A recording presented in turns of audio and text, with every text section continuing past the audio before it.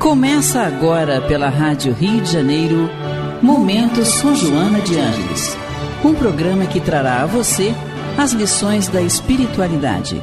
Produção e apresentação, Maria de Fátima Miranda. Amigos ouvintes da Rádio Rio de Janeiro, que Jesus nos conduza, paz e luz, não é? Agradecemos a Deus a oportunidade bendita de estarmos reunidos mais uma vez e que vocês possam sentir a presença desses benfeitores dentro do lar de vocês, fortalecendo a mente com bons pensamentos, a emoção, dando paz, coragem, bom ânimo para mais uma jornada, não é isso? Olha, nós estamos junto com o Renato Souza. Olá a todos. O Eduardo Araújo, no momento, está desmaterializado. Exato. E o livro é Momento de Saúde e de Consciência. Vamos iniciar o capítulo 5. Eu vou ler esse preâmbulozinho que ela coloca aqui no início de cada capítulo e o Renato dá início à leitura do capítulo 5, que será Saúde e Bem-Estar. Ok. Ela nos diz assim: o auxílio divino invade-me durante os dias de minha vida e me encoraja. Empenho-me em abandonar a acomodação e o desânimo, revigorando-me na prece e trabalhando pela conquista dos recursos superiores.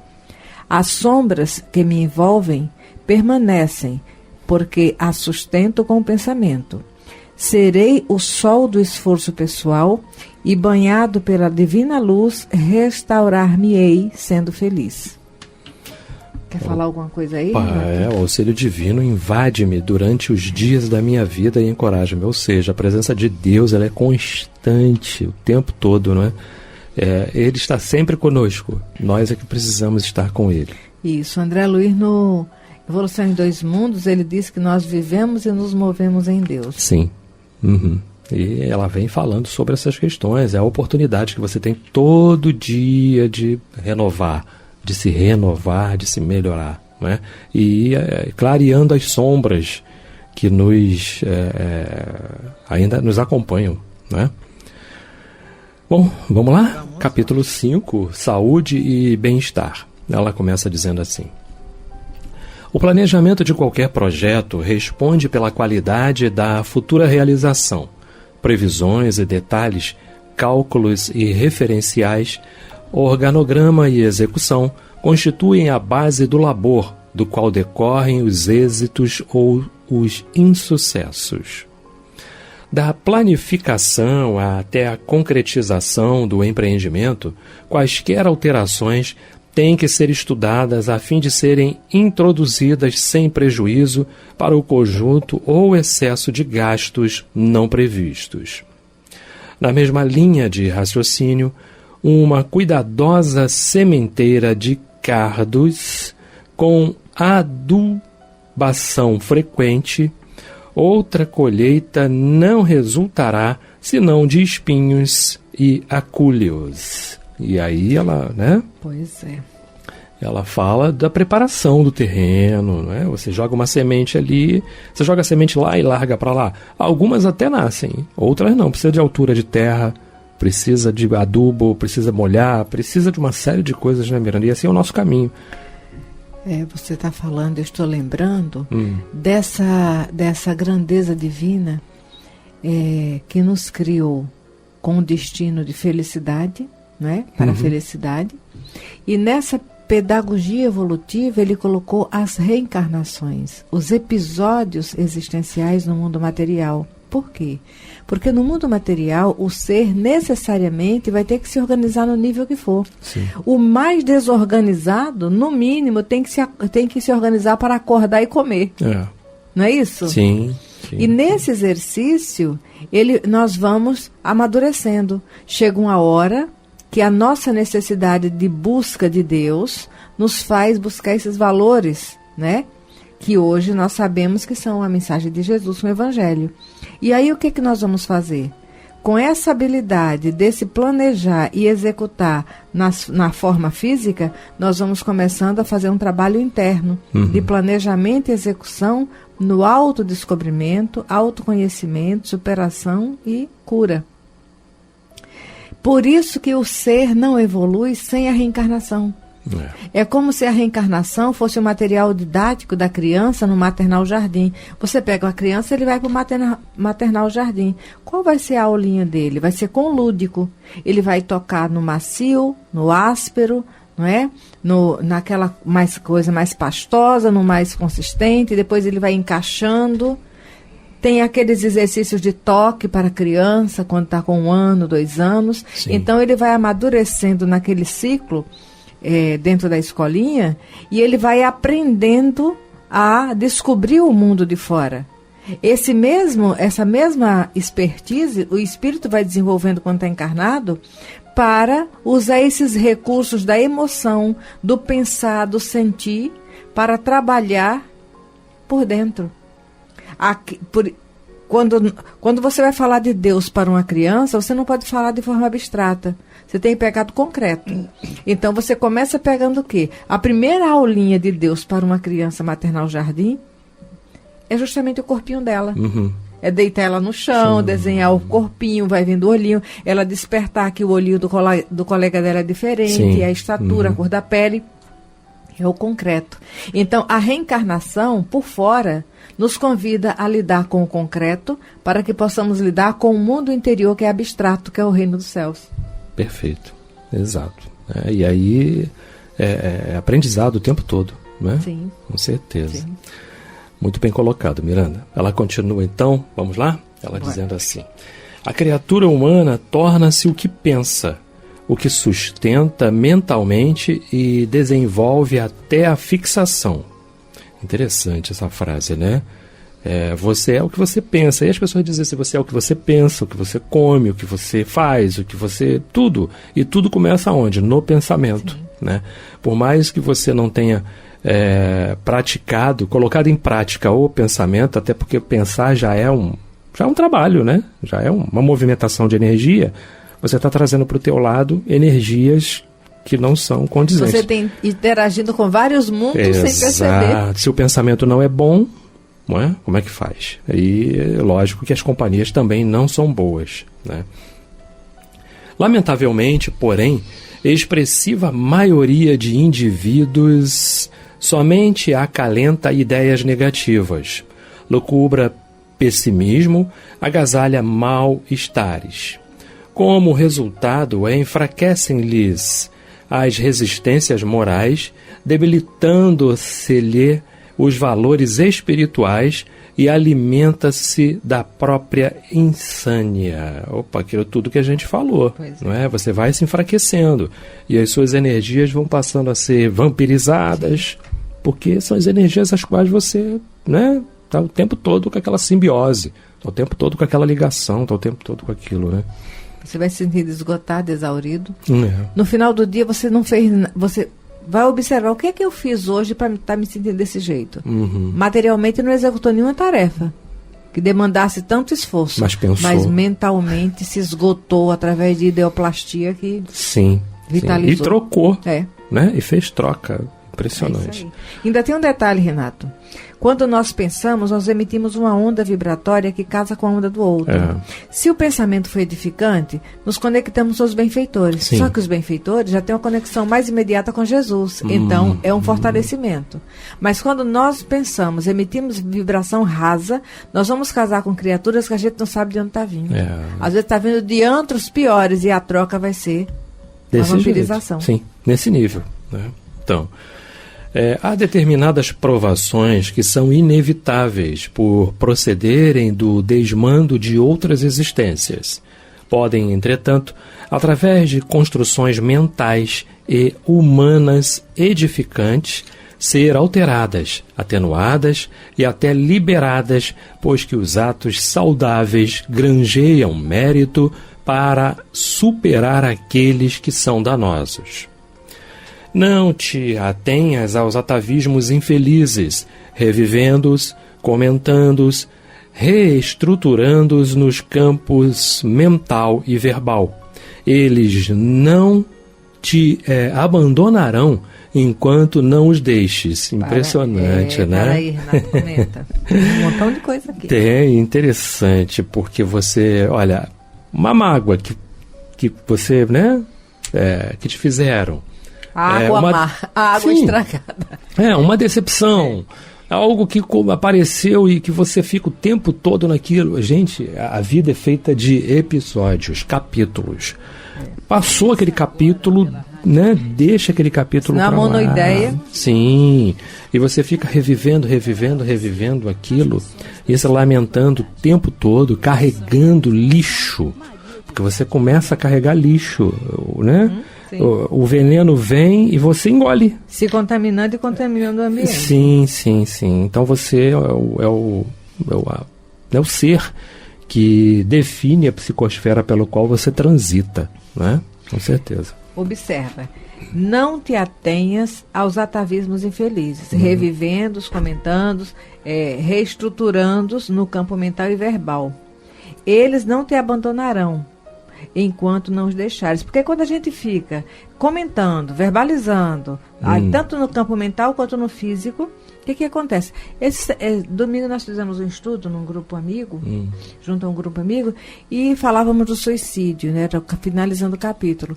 E nos lembramos disso, porque às vezes no momento desafiador, se você ficar comentando a situação que você está enfrentando para meio mundo, cada mente que escuta vai vibrar na energia. Vai. Uns vão ficar com peninha de você, outros vão desdenhar, outros vão querer tomar suas dores e tomar a decisão precipitada.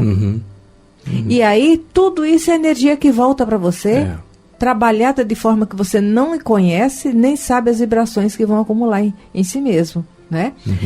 Então, naquele capítulo, eu lembrei até de uma colocação que está no Martírio do Suicida, onde é dito para nós que nesses momentos desafiadores, o ideal é o SOS, que eu achei interessante. É o silêncio, a oração e o serviço. Então, para a nossa jornada, diante das situações que nós sabemos que enfrentamos porque precisávamos de um aprendizado, mas em vez de ficar comentando, o silêncio nos convida a uma interiorização. Também não é aquele silêncio de boca e grito de alma. Porque às vezes a pessoa está calada, mas está um vulcão por dentro, saltando chispa para tudo que é lado. Então, mas o silêncio da entrega, esse silêncio calçado na oração, com as mãos ocupadas numa tarefa, é terapia de cura. Sim, com certeza. E a pessoa tem que sempre procurar, né, digerir, ajude o seu estômago, né? Ajude o seu estômago mentalmente, né? No pensamento, ajude a digerir, beba água. O André Luiz fala tanto disso, né? Beba água, medite, guarda a água na boca um pouquinho, assim, medite. Não é fácil, não é não. Nem um pouco, mas precisa. Às vezes no atendimento fraterno, quando chega aquela situação onde a pessoa está sofrendo porque deu um nó no umbigo, não consegue sair daquele ponto. Aí você pega o banheiro da tua casa. Toda vez que você for tomar banho, lava o box. Você sabe que eu faço isso? Isso aí. O meu box não cria limo, né? Porque eu tomei banho, eu ralavo. Tá certo. Primeiro para manter, porque eu não tenho confiança para mim. E segundo, para estar com a mente concentrada em alguma coisa e eu não dar brechinha que não devo. É impressionante como o que é o poder do pensamento, né?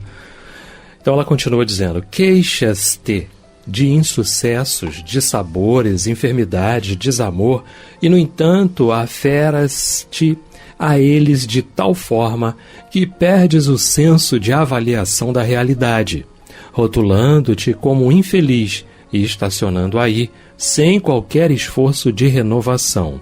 Né? A gente está o tempo todo falando, a vida não presta, a vida é isso, a vida é aquilo, eu não consigo, nada dá certo. Nossa, dá uma olhadinha. Inclusive eu estava até conversando isso alguns dias atrás aí com um amigo, né? A respeito disso. Ele me deu um bom dia e tal, e aí a gente, como é que estão as coisas? Eu falei, tá tudo bem, graças a Deus. Minhas orações agora são só de agradecimento, eu parei de pedir. Falei assim, olha, é impressionante como a gente precisa vestir essa túnica, porque a gente tem sempre muito mais a agradecer. Então, eles já sabem do que você precisa. Então não há necessidade de você ficar o tempo todo pedindo. Vejam bem. Não estamos aqui... Não é o orgulho de achar que não precisa de Deus. Exato. E que não precise pedir.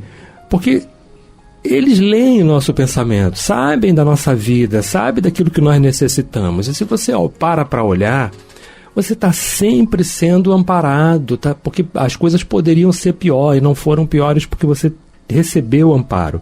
E aí sim, é a hora de agradecer e tocando para frente, vai fazendo o que dá para fazer, vai procurando digerir, vai procurando se resignar, não é?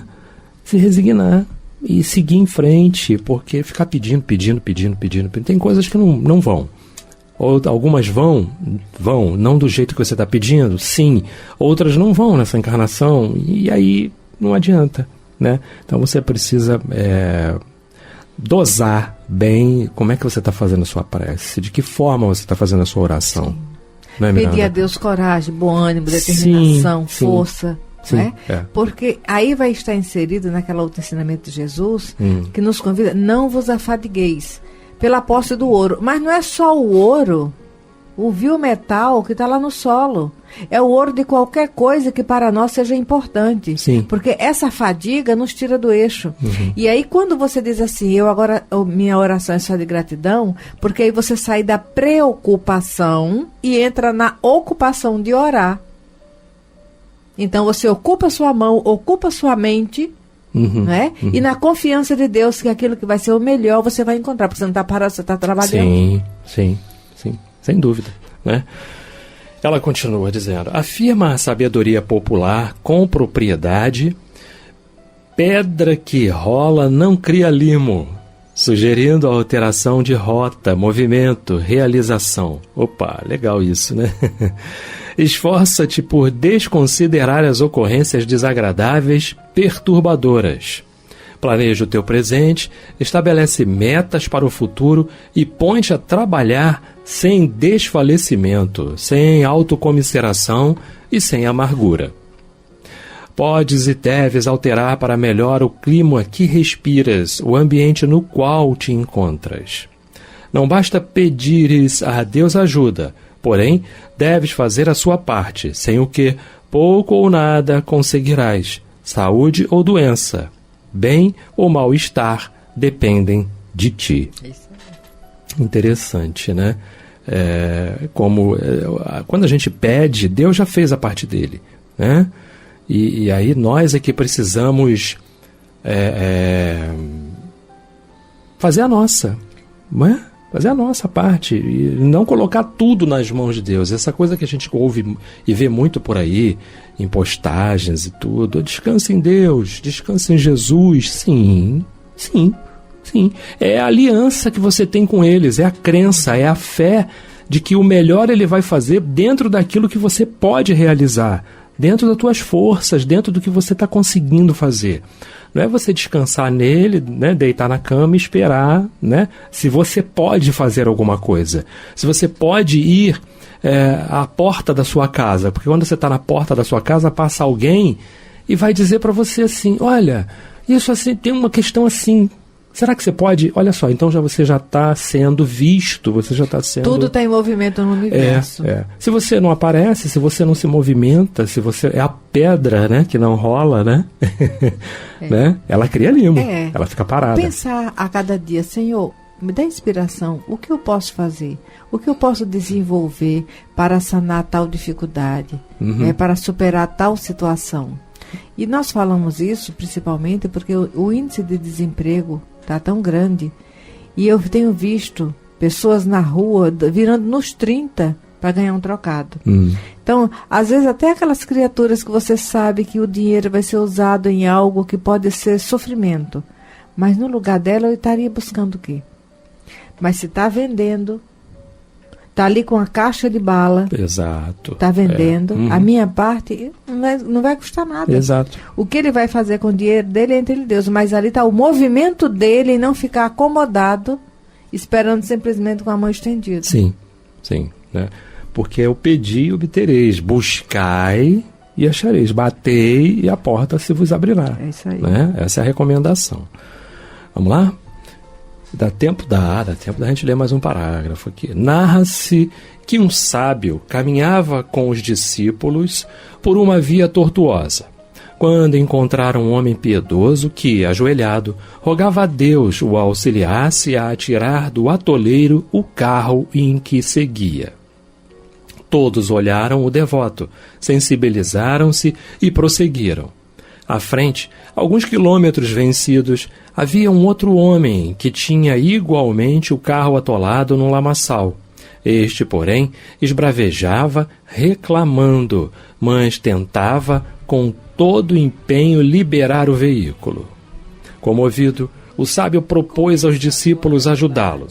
Reunidas todas as forças, logo o transporte foi retirado e, após agradecimentos, o viajante prosseguiu feliz. Os aprendizes surpresos indagaram ao mestre. O primeiro homem orava, era piedoso, e não o ajudamos. Este, que era rebelde e até vociferava, recebeu nosso apoio. Por quê?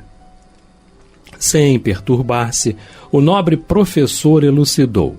O que orava, aguardava que Deus viesse fazer a tarefa que a ele competia.